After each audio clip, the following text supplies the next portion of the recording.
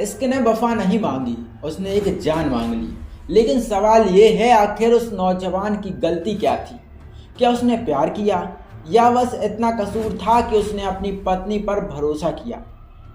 ये कोई कहानी नहीं है, उस युवक की आखिरी सच्चाई है जिसे जिंदा तो मिटा दिया गया और मरने के बाद भी 6 महीने तक सेप्टिक टैंक में सजा दी गई। जी हाँ, मध्य प्रदेश के सागर जिले से निकली ये क्राइम कथा फिर साबित करती है, जब इश्क बेईमान हो जाए तो सबसे पहले सच मरता है और फिर इंसान।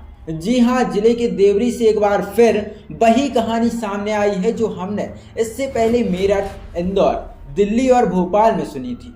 पत्नी, प्रेमी और पति और अंत में एक खौफनाक कत्ल। यह मामला एक हत्या नहीं बल्कि रिश्तों की वो कहानी है जो 6 महीने तक एक सेप्टिक टैंक में दबा कर रखी गई।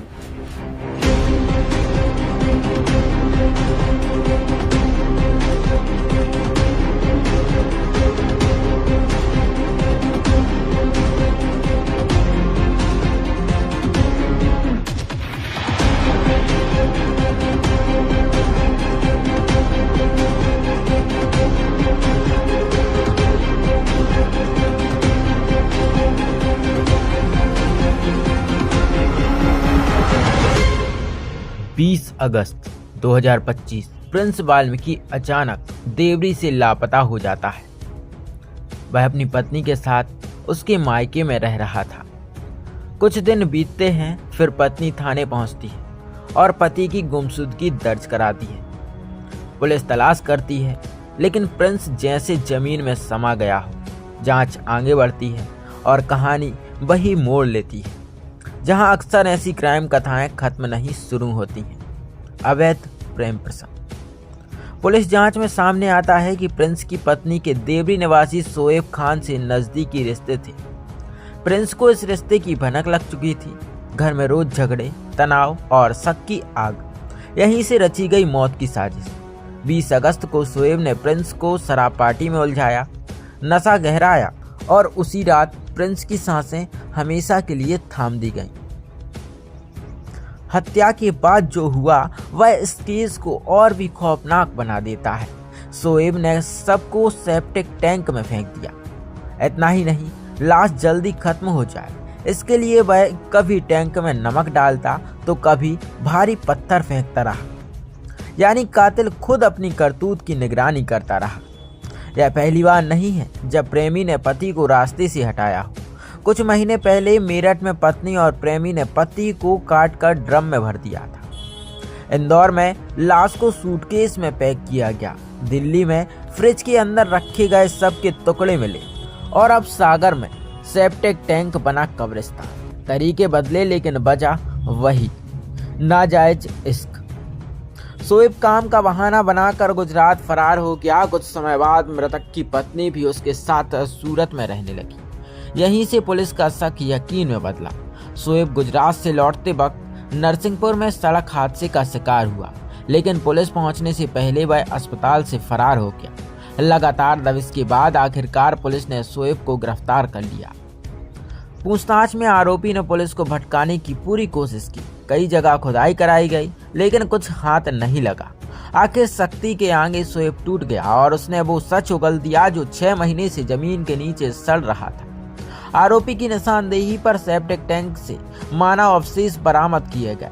फॉरेंसिक जांच के बाद अवशेषों को डीएनए टेस्ट के लिए भेजा गया। वहीं जांच अधिकारी समरथ सीनम के अनुसार मामले में मृतक की पत्नी की भूमिका भी संदिग्ध है। उसकी लोकेशन गुजरात में ट्रेस हुई है और जल्द गिरफ्तारी की संभावना है। ये 20 अगस्त 2025 को प्रिंस पिता राजेश वाल्मीकि हैं, सागर के रहने वाले हैं। वो यहाँ उनके ससुराल हैं देवरी में, उनकी वाइफ के साथ रहते थे। वो 20 अगस्त से गायब थे। तो उनकी पत्नी ने गुमशुदगी दर्ज करवाई थी। जो गुमशुदगी जांच कर रहे थे लगातार और प्रिंस की तलाश कर रहे थे। उस दरमियान ये पता चला कि उसकी पत्नी के जो हैं वो शोएब जो हैं, शोएब पिता नवाब खां, उसके साथ अवैध संबंध है और उसके लगातार संपर्क में है वो।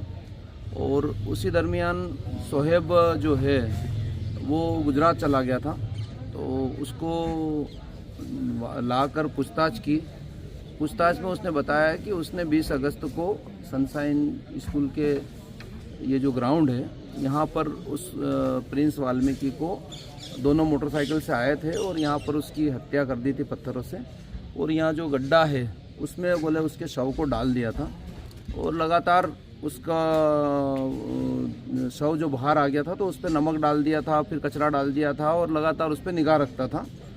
तो उसकी निशानदेही से ये जो प्रिंस वाल्मीकि का शव है, कल कुछ हिस्से बरामद किए थे, एक स्कल खोपड़ी का कुछ हिस्सा और पसली और हाथ की हड्डी, और आज कुछ हिस्सा अभी बरामद हुआ और तलाश कर रहे हैं।